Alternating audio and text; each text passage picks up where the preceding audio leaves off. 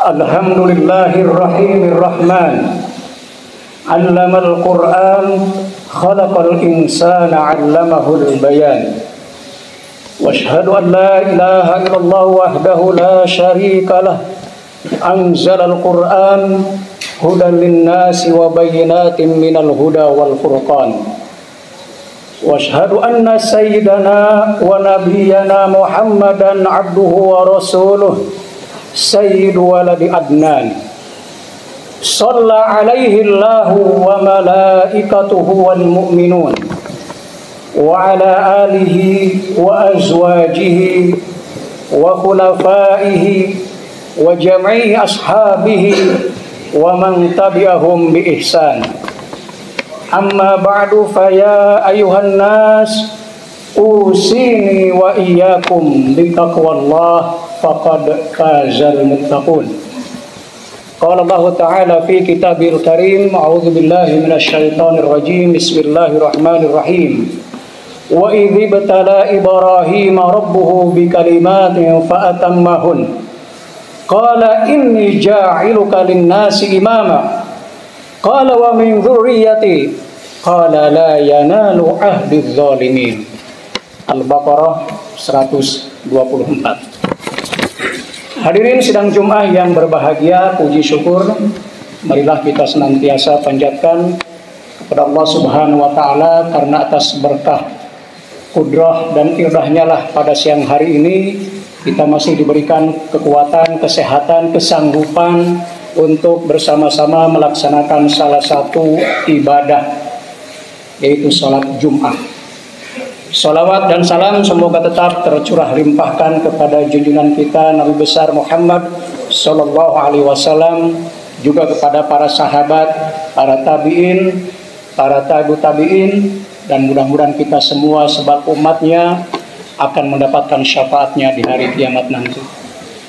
Khatib mengajak khusus ke diri pribadi, umumnya kepada segenap jamaah, marilah kita senantiasa melaksanakan dan meningkatkan ketakwaan kita kepada Allah Subhanahu wa taala dengan selalu berusaha bersungguh-sungguh untuk menjalankan semua perintahnya dan pada saat yang sama menjauhi semua larangannya. Hadirin sidang Jumat yang berbahagia, izinkan khatib pada siang hari ini untuk berbicara secara singkat tentang salah satu prinsip kepemimpinan di dalam Islam. Ayat yang khatib baca tadi di awal yaitu surat Al-Baqarah 124. A'udzubillahi minasyaitonirrajim. Wa idzi batala Ibrahim rabbuhu bikalimatin fa atammahun. Qala inni ja'iluka lin-nasi imama. Qala wa min dzurriyyati. Qala la yanalu ahdi dzalimin. Terutama bagian kalimat qala inni ja'iluka lin-nasi imama, kata Allah, hai Ibrahim, aku jadikan kamu seorang imam, seorang pemimpin. Lalu Ibrahim menawar, qala wa min dzurriyyati, bagaimana dengan anak keturunanku? Allah menjawab, qala la yanalu ahdi adz-dzalimin, kata Allah, janjiku ini tidak berlaku kepada orang-orang yang zalim. Hadirin sidang Jumat, setidaknya ada dua hal dari ayat ini terkait dengan imam, terkait dengan kepemimpinan. Meskipun konteks ayat ini adalah berkaitan dengan Nabi dan Rasul, ya dari Ibrahim dan keturunannya ke bawah, tetapi saya kira ini bisa ditarik ke dalam berbagai bidang, termasuk ke dalam bidang politik, sosial, atau organisasi yang lain tentang kepemimpinan. Yang pertama adalah bahwa sejak awal Islam tidak mengakomodasi prinsip hereditas, prinsip keturunan. Jadi kalau anaknya seorang pemimpin, kalau bapaknya seorang pemimpin, maka anaknya harus menjadi pemimpin, cucunya harus menjadi pemimpin. Tidak. Ya. Bahkan Ibrahim seolah-olah menawarkan, kalau min dzurriyyati, bagaimana dengan anak keturunanku? Allah tidak mengatakan oke, tapi mengatakan la yanalu ahdi adz-dzalimin. Janjiku ini, kata Allah, tidak berlaku bagi orang yang zalim. Karena itu kalau kita lihat sejarah peradaban, sejarah politik Islam, khususnya di periode Nabi dan Al-Khulafa Ar-Rasyidun, ya, 4 khalifah, Kita tidak melihat pergantian kepemimpinan itu berdasarkan hereditas. Ya. Dari mulai Abu Bakar, Umar, Utsman, Ali, tidak ada satupun penerusnya adalah dari anak keturunannya. Bahkan ketika suksesi dari Umar ke Utsman, waktu itu ada 6 orang. Katakanlah kalau menurut Imam Al-Mawardi dalam Al-Ahkam As-Sultaniyah, Al-Ahkam As-Sultaniyah sebagai ahlul halli wal aqd, ada 6 orang yang akan memilih siapa pengganti Umar. Nah, yang menarik, Umar punya gagasan. Umar kan dikenal sebagai orang yang penuh gagasan. Ya, karena 6 orang itu berpotensi akan terjadi draw 3-3, maka saya usulkan anak saya sebagai anggota menjadi 7. Tapi dengan catatan, kata Umar, jangan sampai dipilih anak saya. Ini hanya untuk memudahkan perhitungan. Dan yang terpilih kemudian Utsman sebagai khalifah ketiga. Ini artinya bahwa masa Nabi dan Khulafa ar-Rasyidin adalah periode yang paling ideal dalam konteks peradaban, dalam konteks sejarah politik Islam. Tidak mengenal hereditas, tidak mengenal anak keturunan dalam suksesi kepemimpinan. Barulah pada masa Khilafah Umayyah, Abbasiyah, dan seterusnya, keturunan kemudian saling menggantikan. Ketika bapaknya meninggal, anaknya otomatis jadi khalifah atau sultan, dan seterusnya dan seterusnya. Jadi sejak awal Islam sama sekali tidak mengenal itu. Yang kedua, dan ini menurut saya sangat menarik, adalah kata-kata az-zalimin. La yanalu ahdi zalimin. Bahwa kata Allah, janjiku ini tidak mengenal, tidak berlaku bagi orang yang zalim.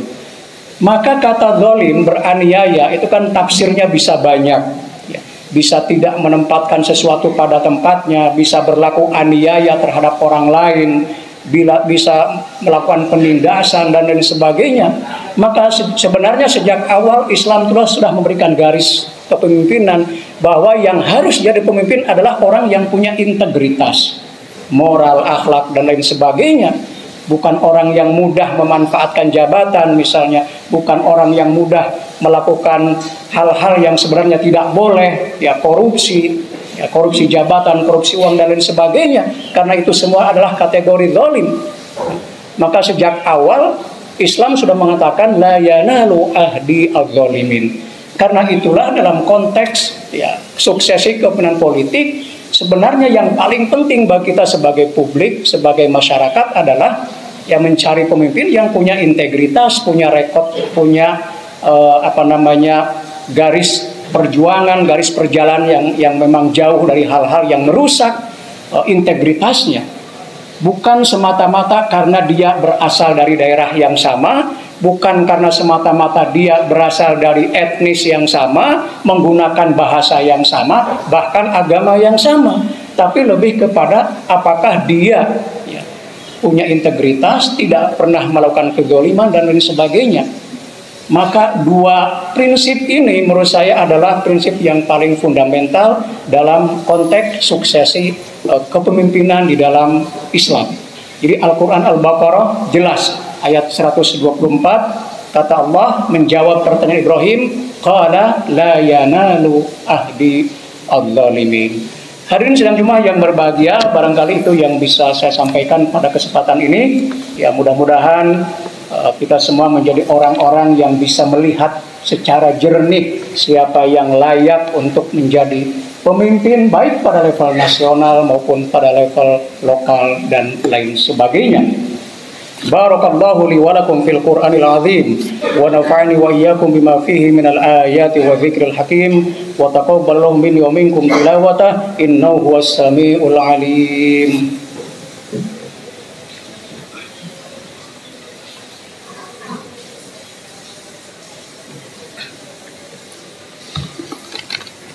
Alhamdulillahilladzi amarna bil ittihadi wal ittisami bihablillahil matin.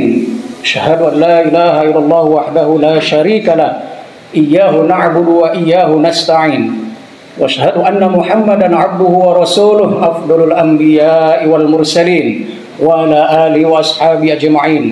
Allahumma shalli ala Muhammad wa ala ali Muhammad wa ala alihi wa ashabihi ajma'in. Ayuhan nas ittaqullaha haqqa tuqatih wa la tamutunna illa wa antum muslimun.